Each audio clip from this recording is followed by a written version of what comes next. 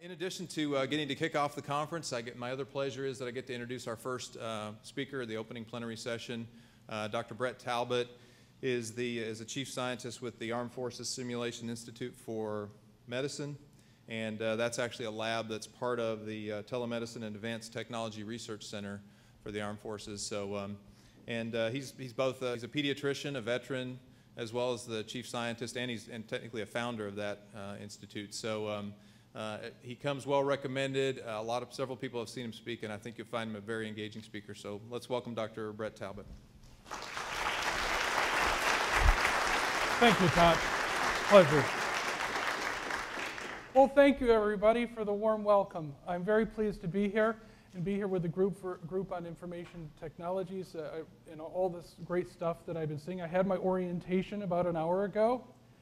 For the GIR, and was really impressed by the breadth of activities that you're all working on. My perspective more comes from the Defense Department, medical education on several levels, involving everyone from the medics to nurses to physicians, and actually more so than even the medical education as far as medical school, but medical education lifestyle of people, of the whole life cycle of people in the armed forces. After the residency programs, how do you retain people, keep their competency up, that sort of thing, is a lot of the efforts that I focused on. And so, that was a pretty nice introduction. So I was in the Army up until last year and pretty much have the same job outside of the Army, although I work with the USC Institute for Creative Technologies. Spend half my time doing that, doing some really great, awesome technology stuff, and spend the rest of my time helping the Defense Department come up with strategies for their medical simulation research and development, and try to help my other friends in the armed forces when needs arise. So Morgan Passament, met me at the meeting of the International Meeting on Simulation Healthcare. And I was a speaker there, and she came up to me and says, well, I'd be really interested in you speaking here. And do you think she gave me something easy to do? She said, well, what I'd like you to do is redesign medical school. That's a little tough. But I said, okay, I'll give it a try. Take a fresh approach and look at some of the technologies you've been developing and take a step back, 1,000-foot view, the whole forest, and what would you change, or what would you want to do to it? And so some of these things may work, some of them won't, but I thought it was worth a try. So here I am today to share a few things with you. And on the way, what I'd like to do is also introduce a few of the research efforts the Defense Department's doing that may be of interest to you and you as professionals. So this is a picture. I'm seeing children in Iraq and Baghdad. That was a really fun clinic day. Okay, so where are we going today? First of all, a lot of things have changed very rapidly. We've had changes in technology, which we could talk about. That's a whole presentation of itself. But you know what a lot of them are, because a lot of you are technology experts. We've had a lot of science come in on how people learn and what are some of the techniques where they learn and retain things and transfer things and do all those things. And we've had a great corpus of literature that's been built a long time ago, but recently too. I'm not always sure the people doing the teaching are aware of this knowledge. Medical students are a little different than the ones from 10 or 20 or 30 years ago. Would you all agree with that? They have different expectations. They expect things to be customized. They expect to have access at random intervals to content. They're less inclined to be scheduled, although sometimes they need to be. But they definitely are a little bit more demanding, and maybe for good reason. And the other thing is residency training has changed. And that's happened in recent years. And so there's different expectations of what we have additional stressors in residency because we have time limits and things like that. So it would be better to have medical students who are more highly prepared for their residencies and hit the ground running. And then there's a whole bunch of other things changing in medicine that is just, I can't even deal with right now. But another question I want to ask, can we better prepare medical students to be physicians and surgeons? That's the question I had. And I took 5 premises that I kind of threw all my thoughts into. Failure, it's good to mitigate against. Can we improve the efficiency of medical education in medical school? Remember our students are human beings. And then talk about all the cool multimedia, simulation, and games, and all that great stuff at 2 levels. The first level are those preclinical years, and then the second level are those more clinical-oriented, those rotation-type years. So I think, first of all, we're done weeding people out, hopefully, by the time they get in medical school, at least for getting through, hopefully. We want them to succeed because we've invested a lot in their selection. They've invested a lot into their education. And one of the issues is that it's very costly when we experience academic failure. So one thing I keep in the back of my mind is, can we do things to prevent it? It's not so much a conceptual issue. It's also a volume issue because of the sheer volume and pressure of medical school. And when you think about those issues, human beings, such as medical students, have life issues, and things go wrong. They sometimes can get depressed. They have bad things happen to their family, that sort of things that can set them off track. And so that was something I was kind of thinking what we can do about that. Some other things regarding our students, we've learned a lot of cool things. We know that certain educational techniques work well, and others don't work as well. So we know about transfer. We know about multimodal learning and multiple information channels and limits to what we can put in an information channel. We know about certain things that may look really cool, may not do anything to make education better, may not help you learn, may not help you transfer and apply what you do. And also a little bit of some other cool things we're going to get to in a minute here. Now, I saw a very intriguing video when I read a press report last year that Pearson Publishers gave $30 million to this outfit called Newton for a learning system for primary and secondary education. Now, I'm not with Newton, and I'm not here to sell their stuff. I've got a condensed version of their promotional video that I ripped off YouTube. And I thought it was intriguing. And I want to play it for you because I thought it had something interesting to it. So I'm going to stop this, and let's dig up this thing. And of course, I queued up the wrong video. Okay, here we go. Print textbooks deliver students the same information in the same way. But no 2 students learn in the same way. For example, Rebecca, who is bored by her homework, or Malcolm, who is struggling to grasp basic concepts. It's time to personalize the textbook. Newton is an adaptive learning platform that assesses what each student knows and how each student learns best, down to the atomic concept level. Newton tracks everything each student does and how each progresses over time, empowering teachers to design lessons customized to each individual student. With Newton, homework becomes a unique, personalized experience. When Rebecca and Malcolm log into Newton to do their homework, they see their overall progress, recent achievements, latest assignments, and which of their study partners are online. Newton constantly assesses how they learn each concept best and, accordingly, determines whether to deliver a text explanation, video clip, game, or interactive exercise.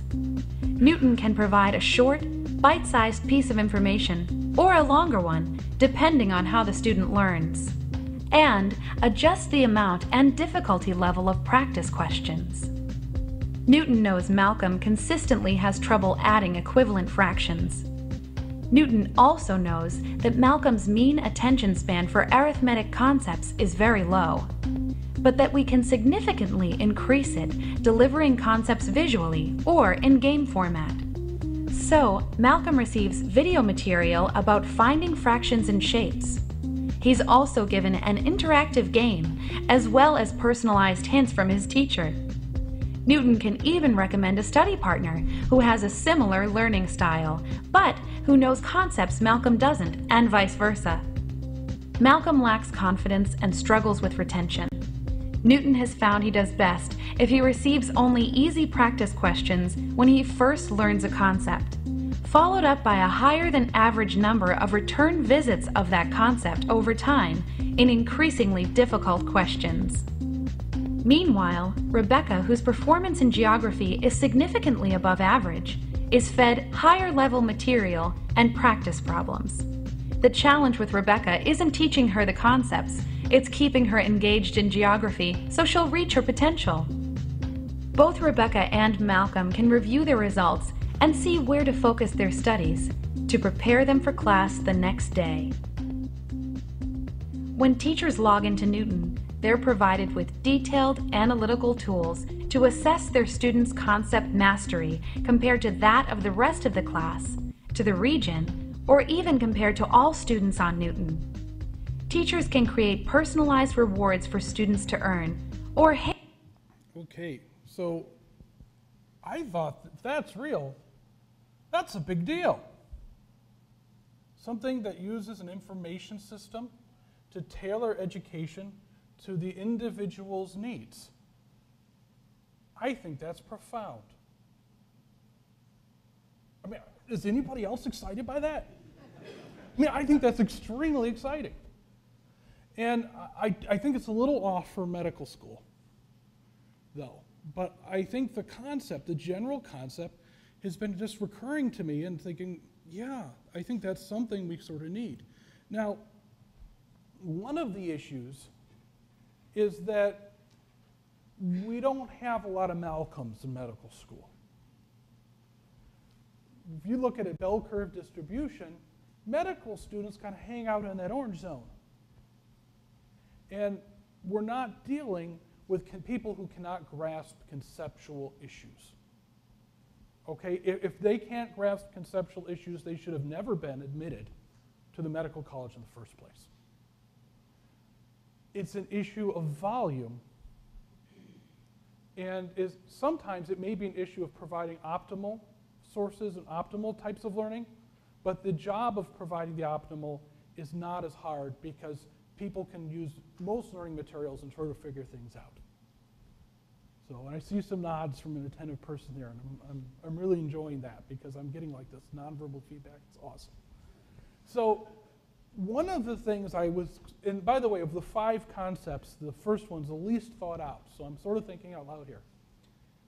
I think we sort of need to have some room in medical school for slippage in flexibility. By slippage, I mean that you have these courses, and you have these big exams that are every so many weeks or every month or two, and that if you're not ready or something happens to you and you're off track, it's very, very difficult to catch up.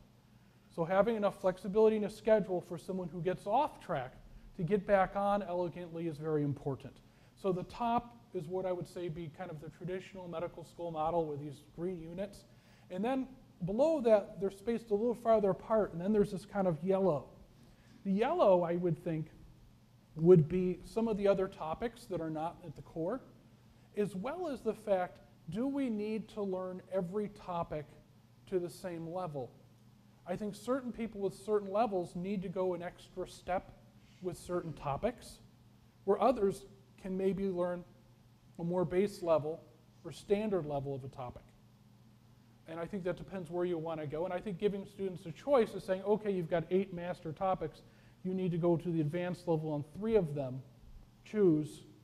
May be a very intriguing thing to try. Now, I want to revisit some of these, going to the second premise. And this is where I really get excited. Can we make medical school more efficient? Because medical school is a very busy time in someone's life. So can we teach more? Can we optimize the curriculums so that the students learn what they're supposed to need while they're practicing? which there's a hidden meaning in there, which means, are we teaching them things that are a waste of their time? I'm not saying anything is. I'm just saying we need to ask the question.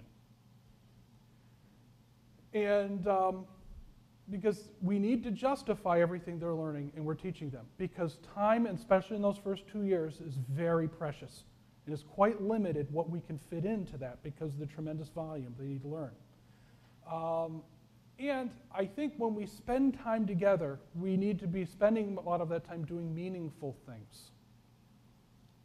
And what I mean by meaningful, let's take a look at some classroom environments. All right, so on the lower right, we have something from the 19th century. Upper right, we have this very idyllic vision from the 1940s. Upper left, we have 1950s. And how about, let's get some Soviet middle schoolers in from 1978, huh? Is there something common about what you see here?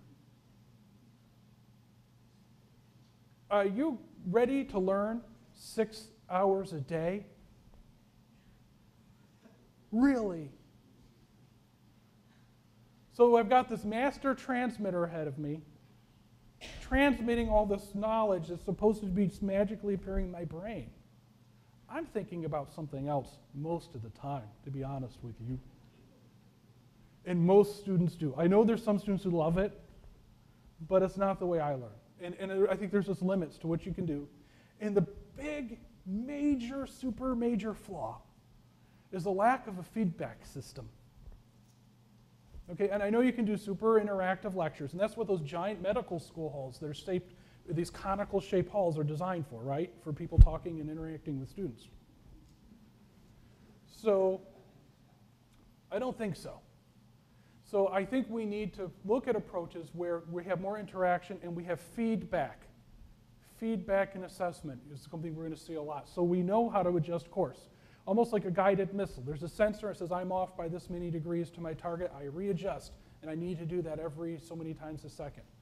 We need to be a guided missile, not a ballista that's just thrown direction at the students.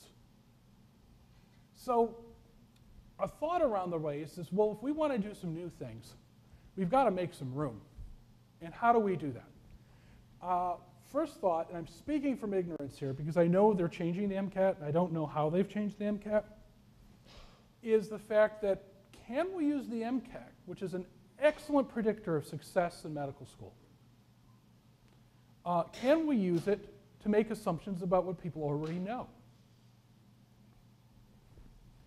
So we have some gimmies, so we can set a baseline saying we assume all the medical students know this. That might make some room. Same thing in pre-med curriculum. I've got to tell you how many times I've used my organic chemistry since undergraduate. Actually, I have used the physics, but nothing to do with medicine. Are those really necessary core skills, or are those just weeders because you got to be sort of smart to pass those and do well? What about genetics and biochemistry? Could those be acceptable substitutes that make room in the curriculum? This is a thought.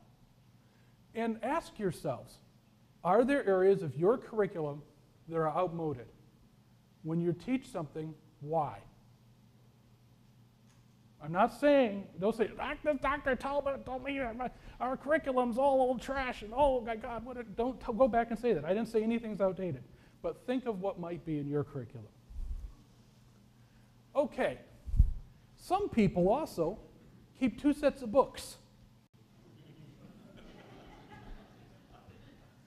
And I had, personally in med school, suffered under the 2 sets of books problems.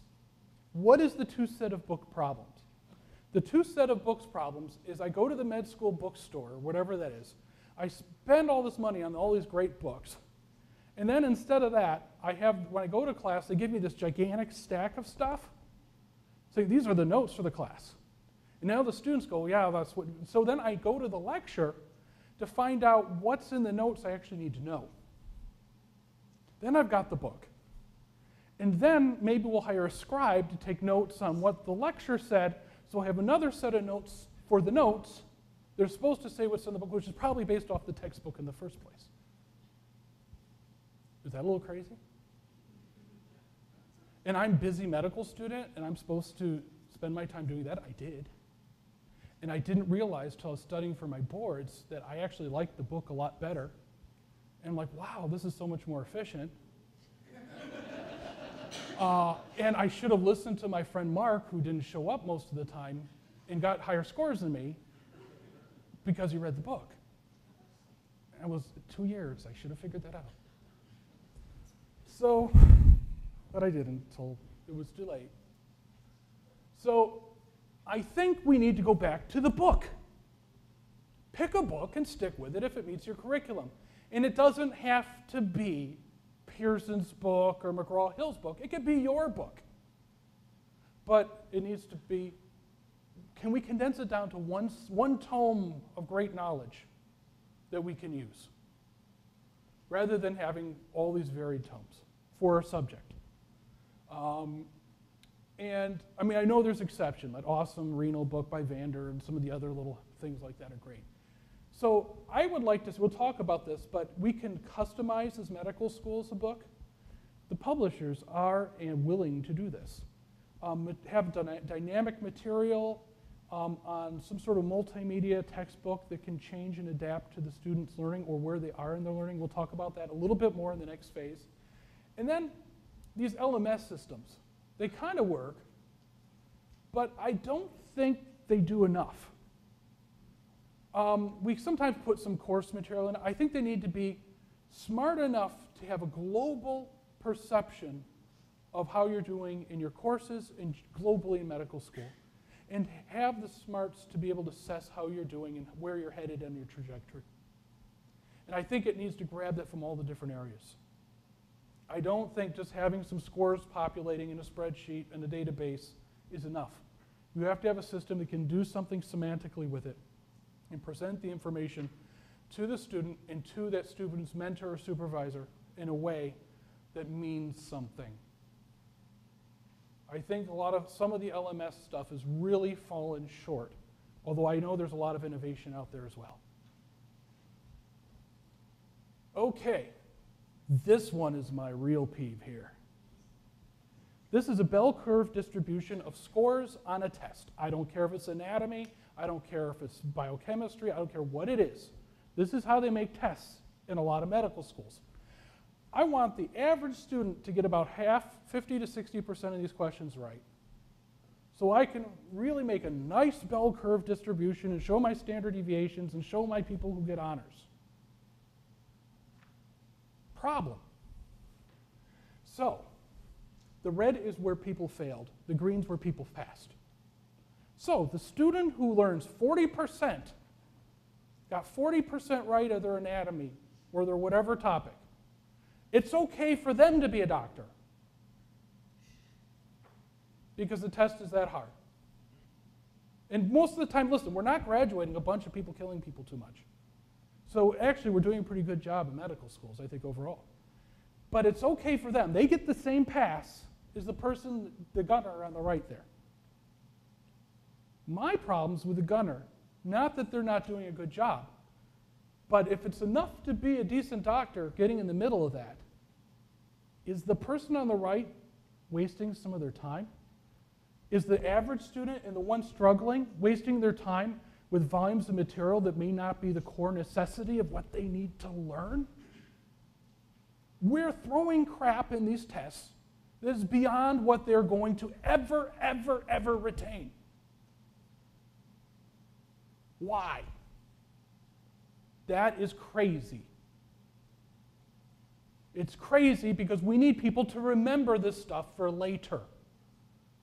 If they need to know 50% of this material, then they should teach till they learn all the material. And not say you get a pass, so you got half of that's good enough. And we shouldn't put things in front of them for testing purposes that go in memorizing little facts that you know they will never retain. And that's also where I think, remember I said you have the option to maybe do the second advanced level for a couple courses? There may be indications where you do need to learn some more. I'm not talking about dumbing things down. I'm talking about knowing what you really expect them to know, test them to it, and make sure they learn it.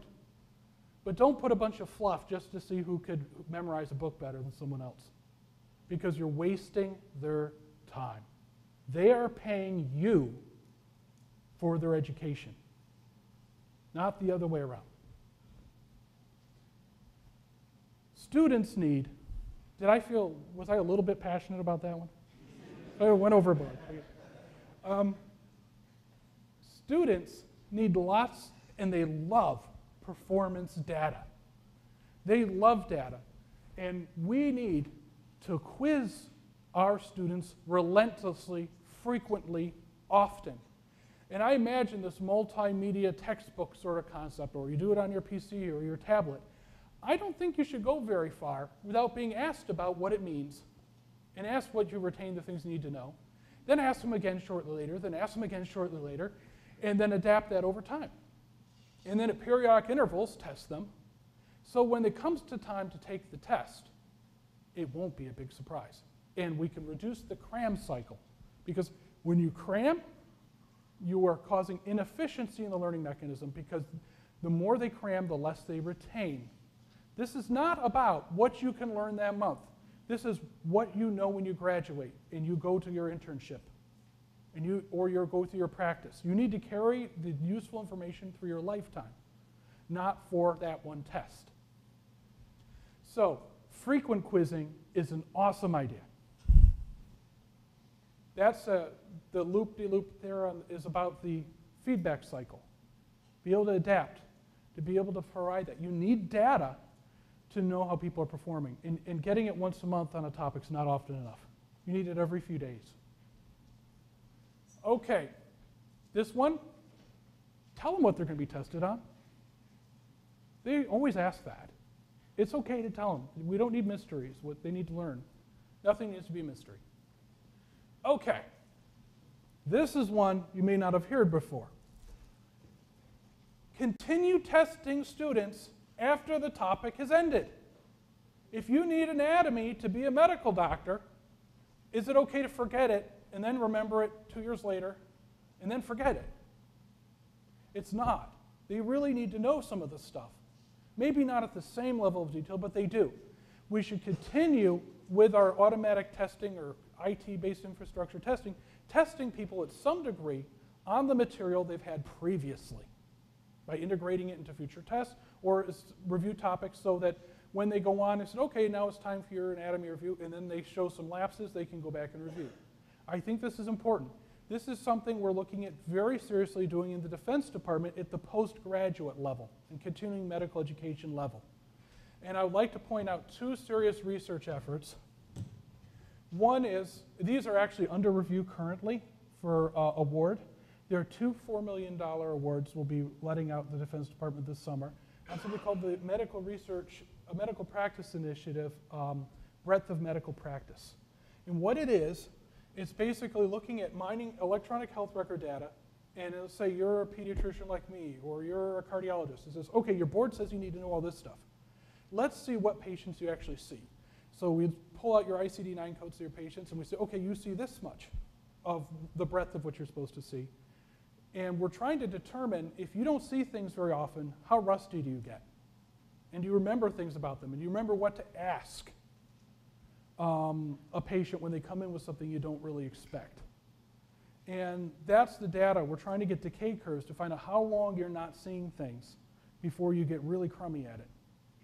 And that's important because in the military, we would have a different patient population. Like pediatricians in the military are super specialists. We see really complicated kids. We don't see things other pediatricians see. We tend to manage really complex cases. We see a lot of international medicine and things like that. But there's other things you don't see. And we go away for long periods of time and don't do our normal practice. And we come back. And then we get into administrative jobs and practice part-time. So that's important in the military. We're doing it for procedures as well. And we'd like to make something, we've discussed this publicly, called Comrade. I thought that was a fun name. I made it up. Continuous observation of medical records for advanced doctor education. The idea is your medical record system has an educational component. And basically it pings an assessment of where your knowledge or your familiarity things may be declining. And if it detects that at some point, it'll say, Dr. Talbot, in this funky population at Fort Riley, Kansas, has not seen a renal case of any kind in pediatrics in a year. That's not good. What if he sees, will he recognize renal tubular acidosis? Okay, so the medical record system says, I'm going to book his Thursday at 3 o'clock with a virtual patient and do a review.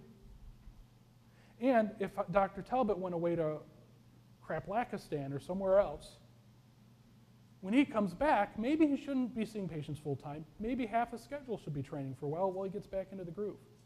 Or maybe the guy flying that desk most of the time, who's a cardiologist, may want a little bit of that in their schedule as well. So that's the thought. Also, we thought it would be good to have things they frequently see end up on an information dashboard with news, kind of like Medscape does, but a little more targeted. Or if you have a patient with something funky in your panel, or someone's coming in scheduled in a couple days with something that's unusual, it can give you some refresher information on that before you see them. Does that sound like a great idea? Oh, I thought that was fun. Okay. So, I think we should limit lectures to 3 hours a day. That's me. I can't pay attention more than that. There's data that says other people can't very much either. And if we expect people to do other work, they need time to do it. And it's not always best in the evening. People need time to do stuff. There may be lab activities, group activities, other things, self-study, depending on your curriculum. But you get a performance hit when you exceed 3 hours of lecture a day. That's just what data shows. So if we could strive towards that, I think it'd be good. Okay. Next topic. Let's talk about medical students all the way through house staff. Isn't that a great picture? Those are coal miners from the 19th century, but here are their house staff. Medical students are complete human beings. I think it's important to remember that. And they need meaningful face-to-face contact with other teachers and other students, and with patients, because they're humans. They need mentorship from somewhere. They need other courses besides the big academics. Ethics, sexuality, business management. Do any medical schools you have actually teach a business class on how to run a business? Does anyone do that? You have one right there? Ma'am, what school? University of Washington. That's fantastic. These people are all going out to be in businesses or run businesses, and I think the lack of that training historically may be why a lot of doctors are working for other people rather than calling the shots anymore. You're not savvy as a population as we should be. They need to be the next generation of tycoons. All right. I think we need virtual patient group sessions. And how about this? Have you seen what some people write? How about a writing class? Where you have creative writing assignments on things and someone actually reads what a student writes? How many people have gone to medical school without having anybody read anything they wrote? Probably the majority. That's not good. That's important. It's really old-fashioned, but I think it's not high-tech, but I think it's really important. Also, a friend of mine and colleague at ICT is a pretty wealthy dude, and he owns the Love patent from eHarmony. He developed it. And that's why we have that Neil Patrick Harris's picture there. And I've learned a lot about personalities and what some of the newer personality tests can do. They can tell you a lot about somebody. We used to test for personality and IQ and do all these things in 40s, 50s, but we didn't know what to do with them. We know a little bit more now. I think that basically Dr. Galen Buckwalter can put you in one of 60 categories pretty accurately doing testing. And you can learn a lot about what sorts of people you do well with and which people you tend not to do well with. And some of those profiles tend to concentrate in certain medical specialties and occupations. Get where I'm going? I'm not saying to select people out, But I think for the individual student, providing that information to them may be very helpful when they have to schedule things far ahead in advance of potential fields they may be interested in. You know, someone who's very sensitive may not do well with a lot of orthopedic surgeons. I mean, it must be news to you, but it's not to me. I happen to like orthopedic surgeons a lot. But, and actually I find I'm a pediatrician, and I was always kind of like the Marcus Welby sort of doctor, you know, where we love your patients and the families, and I figured they're there for me to tell them what to do. Otherwise, why are they paying me to go see the doctor, right? I listen to them, I really listen to them, but I'm not, well, gee, tell me, how do you think we should treat your cancer? No, that's not me. And so I've got a lot of friends in pediatrics, but going into pediatrics, for me, it was a little rough because there's a little bit high degree of neuroticism, and the personalities, I mean, I'm a little strong for that group, but it worked out okay. Also, they need sleep. That's the most important thing. You don't learn if you don't sleep. I learned that in Iraq. When I went to war, I got bombed, was in car chases with Al-Qaeda, and all kinds of fun stuff like that, and I was so happy. I was away from my fiance, I was staying in this weird place, the food, there wasn't a good selection of restaurants, but I was so happy, and I realized for the first time in my life I was getting enough sleep. Sleep is important. I was in a war zone. Sleep is important. And I think even with this new regulations, don't come to me and say, oh, it's so sad, they can only work 300 hours a week. You know, I don't want to hear it. People need to sleep, and they probably still even work too many hours. Okay, I do believe in hard work, but I believe hard work, hard play, hard sleep. Okay, I wanted to show you a group activity that I think is meaningful that uses technology. This comes from a partner group at the USC Institute for Creative Technologies. This is not about medical education. This is about learning to be a leader and an officer in the Navy. And there's a lot to learn from this. I'd like you to pay close attention.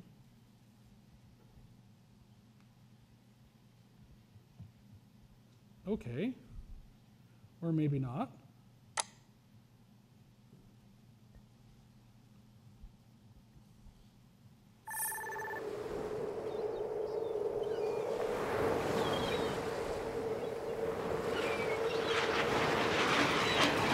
This is Naval Station Newport.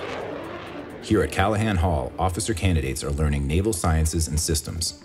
But there is a critical need for stronger interpersonal communication skills. That gap is now addressed by a new tool, the Immersive Naval Officer Training System, INOTS. INOTS builds those critical skills from 3 components: a solid instructional design using an existing classroom and a single instructor, a deliberate practice environment with a state-of-the-art mixed reality simulator, and a real-time, data-driven after-action review.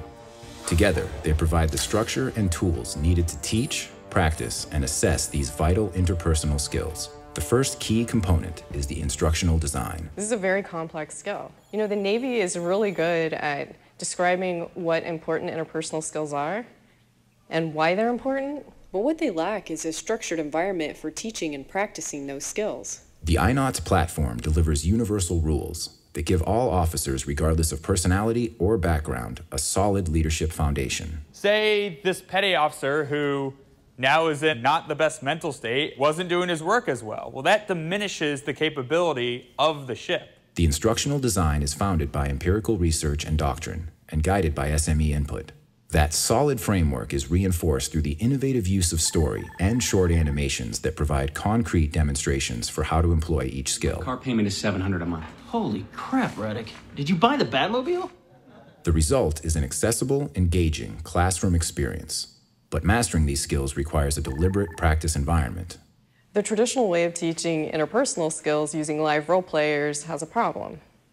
You're not able to control the practice environment. With INOTS, we take one live role player and replace that person with a virtual human. Across the hall from the classroom is the digital immersive virtual environment. or dive. The military loves The students acronyms. enter an interactive simulator to practice real-world communication skills in a virtual environment. Okay, so Chief told me you pushed GM3 Thomas. Everyone's getting on my case, but I didn't start this. Thomas did.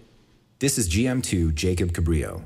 Designed to act and react like a real human, Cabrillo is actually a completely software-driven character, capable of recognizing speech and automatically reacting based on what is said to him. So, you a Padres fan? Actually, I'm a Dodgers fan. Unlike a human role player, the virtual human provides a consistent interaction for practice, observation, and feedback, day after day, in class after class. Up to 50 participants can engage with the dive experience, even without entering the simulator. Across the hall in the classroom, they watch the live feed and log their own responses. This way, the entire class is practicing the interpersonal communication skills they have learned. The result is a consistent practice environment and a structured feedback mechanism so an instructor can lead the students through an after-action review, focusing on each skill. The after-action review uses the group experience of the dive as a basis for further teaching. In real time, the instructor gets feedback from the entire class, allowing him to lead a discussion and conduct an effective AAR. A lot of us picked the yellow on the pie graph, the caution answer. What we wanted to go with here was you pushed him because he was joking about you. That asks the question and makes sure that we're getting all the information that we can glean out of this conversation. Together, the solid instructional design, deliberate practice environment, and focused AAR make up the iNOTS platform. In its initial deployment at OTCN, iNOTS has put through hundreds of new officers, and preliminary studies indicate a high level of engagement and skill improvement. Furthermore, iNOTS gathers and logs information every time a class uses the system. The result, hard metrics that help instructors focus and improve the training the longer it is in use. iNOTS is already making a difference. GM2 Cabrillo may be a virtual character, but the leadership skills this officer leaves with are very real. Well, pushing him was, definitely wasn't the right answer. You know what, sir? I get it. All right. You got your popcorn out? Okay, great. Yeah, I think there's a lot to learn from that video. And I love playing this video. I love using the simulator. It doesn't even use the most complex technology at this advanced technology place I work. It does multiple choice options, but they have Hollywood screenwriters writing the questions with psychologists.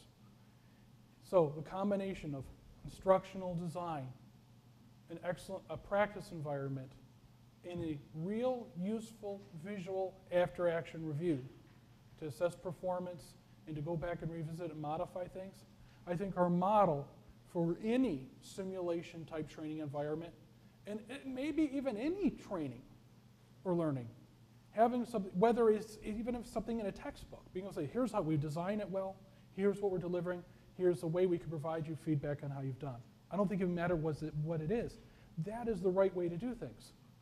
And for the Defense Department, they'll do it for $1 million and do it fancy. But the thing is, I think there are a lot of lessons to glean from that type of project. That's a very effective thing, and it's you notice that they weren't lecturing. They were having discussions with the group, right? You notice the interactions. You notice everybody had a chance to put their input in, and that you got to reference your input with the group's input for each one of the branch points and questions. I just think that's wonderful. So, I think that the web or your tablet could be a wonderful form to portray information. I like the idea of some sort of multimedia textbook. I know that Apple was looking at this very seriously. I know that there's some others, not so much in the medical space, but in the non-medical space. I think there's a real future, especially if you can put something nice on a tablet. I belonged to Medscape for years and never used it until I got it for my iPad. Then when it started pushing things to me, I was doing more CME on it. But I think the ability to take content, to know what you're reading, to be able to, based on how you do in quizzes, alter the content dynamically each time you review it is an extremely powerful idea. I also know it's very difficult to do, but I think it's something that could dramatically improve the efficiency of our studying for anything. I also think that any training content needs to be easy to access without having to go and open a bunch of SCORM browsers and do a bunch of codes all the time. And I think it needs to be integrated with the assessment loop, as well as activities and things to do to explore. I know something like this would be very expensive, and I just lost this clicker here. And I also know that the IT implications of making something like this are tremendous. Many of you are chief information officers. I'm aware of that. But I don't have to solve those problems up here, so I won't. Okay. Game-based learning has a role. Game-based learning can be very interesting, it can be very engaging, and it can be useful for certain things. It is not the answer for everything. If someone says, oh, gamification will change the world and it answers all your problems, run. Games are about experimenting and making interesting choices without consequence. There's another word for that. It's called play.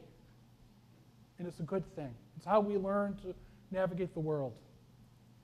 And social gaming, competitive gaming takes advantage of people's competitive instincts a lot, especially adding social or competitive elements.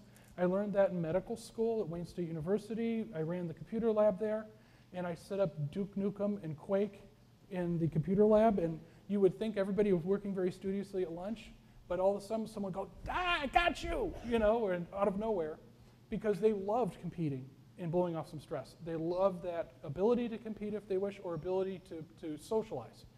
I think in the first 2 years of medical school, smaller scale games are more pertinent. These are maybe simple simulations of physiology or simple activities that allow you to engage subject matter expert. Here I chose some examples mostly based off hematology. So I said maybe a game where you can play with how blood clotting works or various conditions affect it, or recognizing various cell types, or I made a cholinergic pharmacology game, so you can do that. And I think that simulators, hardware things, actually have more indications for the use, or should, early in med school than they do in residency or than they do in practice later. I think this is a great opportunity to learn things without harming patients. I think the early years should emphasize high fidelity tissue trainers and task trainers and virtual patients experiences as well as outside that category, but I don't think that's the time for a lot of mannequin stuff.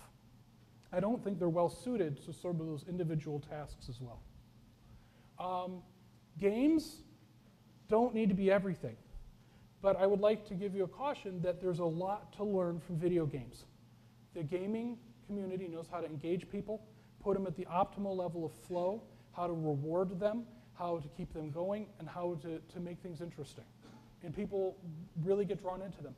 There's a lot of technologies in video games that would be very good for you to learn from. That's another talk. Interactive multimedia also lends itself to a lot of medical school topics. It's a natural. Pharmacology, it should be visual. Free experimentation to understand concepts. That's play again. Virtual patient cases, where you've got to go through patient cases and you get to make decisions and see what happens.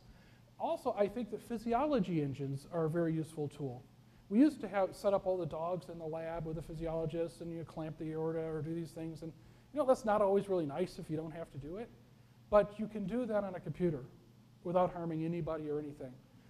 There are some out there. The HUMOD engine comes with an interesting interface from University of Mississippi.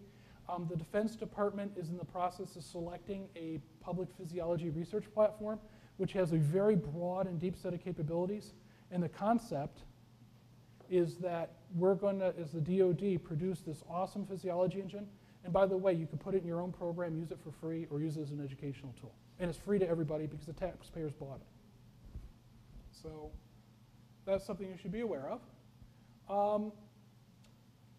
So back to simulators again.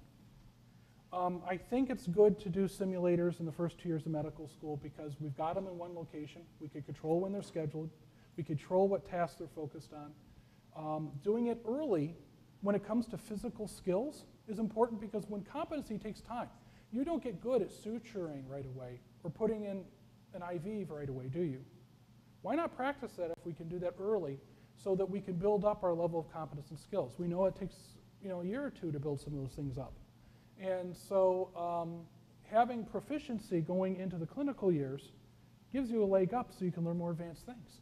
So I think useful things at that level besides airway, suturing procedures, minor surgery, ultrasound. Ultrasound used to be a radiology tool, but you know what? Ultrasounds are getting cheap and available, and they don't hurt anybody. And I think it's a critical skill for every clinician to be able to use an ultrasound machine for a variety of tasks. I think it's like the stethoscope for the 21st century. I just made that up. That sounded good. I'll remember that. Physical diagnosis with real patients. We've neglected physical diagnosis skills in some schools. And it's important to have a lot of chances to do real physical diagnosis on real patients and learn some of the subtleties again. And I just threw this in there. I think not just the surgeon, I think everybody should take fundamentals of laparoscopic surgery. I think it's a skill every physician should have, at least to learn what their proficiency might be. Might encourage some people to be surgeons that didn't think they'd like it. Okay, we're heading towards the home stretch here. Let's move on to the second half of medical school, the clinical years. I think games still have a role, but I think the role changes. I think we're more doing team-based training now and working with clinical judgment and procedures and those sorts of things. You're going to see tomorrow from Breakaway Game Company, a C. Burney game, which is Defense Department sponsored game, which is a hospital mass casualty simulator, which is modeled after a multiplayer game. I think that the simulator use should change emphasis to life-saving skills, invasive procedures, codes, that sort of thing. Like here's a picture of C. Burney game. I think using simulators would move more towards, instead of those individual skills, training for codes. Here the mannequins might be a little more useful. Or software. Software situations, teamwork, situation management. I think that becomes more important as you go through more advanced clinical education towards residency. There are other advanced simulators out there, case-based virtual patients. Human standardized patients, I think, are very, very important. And also, especially for physical diagnosis. And also something new called virtual standardized patients. Got a couple examples here. I'll talk about one as we rack up. Case-based education gets even more useful the more background you have. It's a great time to keep using, even during, I think, when you're in clinical rotations, it's important to go back to the mothership every once in a while and actually see what you learn in your rotations and practice with some of these scenarios relating to what you practice in a clinical rotation. This is a virtual standardized patient from Institute for Creative Technologies where I work. This is a generation 1. We're working on generation 2 right now that works through a web browser.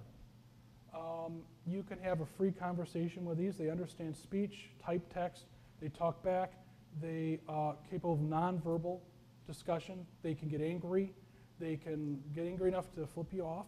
It actually is in the repertoire. But they understand a lot of things. They hook up with the Physiology Engine. But they're about the medical interview and the detective work behind the medical interview.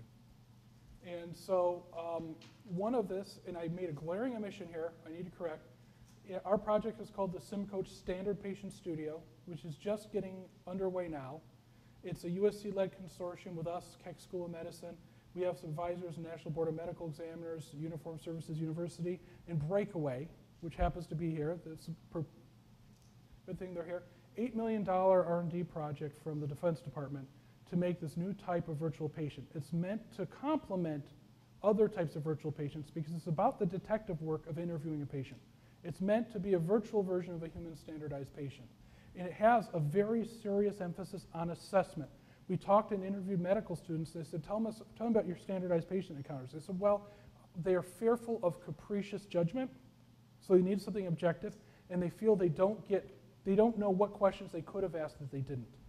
So, so basically that consists of a virtual human encounter, on-screen educational guides that make it more game-like in certain ways where you know to achieve goals, unless you're doing it for testing purposes, which you don't get those goals.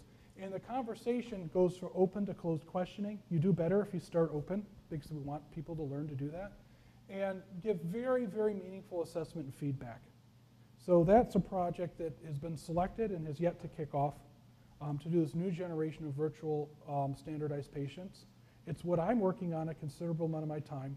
I think you're going to hear a lot about this, especially when this comes out in 2014. We're not going to sell it. We're going to let everybody use it for free and then take your input and feedback to improve it. And we're also going to let any medical educator create their own cases for the first time. And this will be the first virtual human system that doesn't require programmers to build virtual humans. So we also want to target medical school and intern level tasks, and we're going for bread and butter medicine. These are the bread and butter things that you expect an intern to be able to come and report back to you, whether it's a thyroid case or a diabetic patient. It's not just being able to answer a question in a board exam. It's being able to go in there with a patient and know what to ask. What are the questions you ask? What is the information you need to retrieve? And know to build rapport about it before asking certain questions.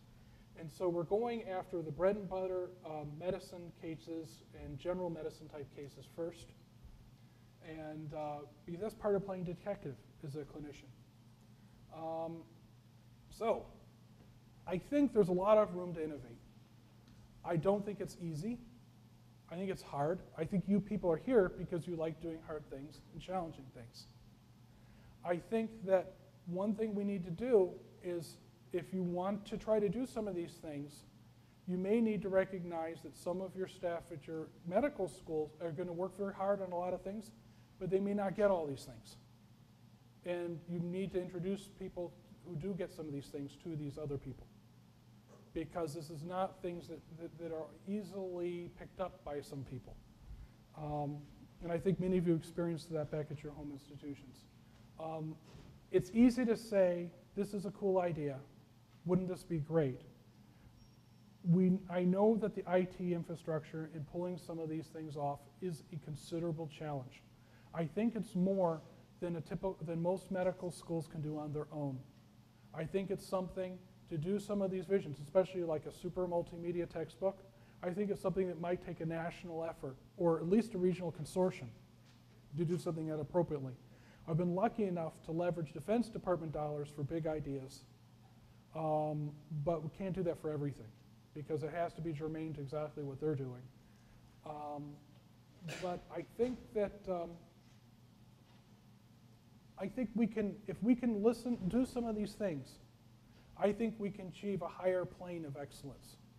If we could target these medical students, give them engaging experiences, and I think especially to be able to adapt to their needs, because we're the ones they're serving. No, I'm sorry. We are serving them. I apologize. I said the worst thing possible right at the last minute. But so that's pretty much what my vision was, based on the task that Morgan provided me last couple months. So I hope there were a few good things to take home. And if any of you wish to continue the conversation later, I'm open to it. And I thank you all for your kind attention today.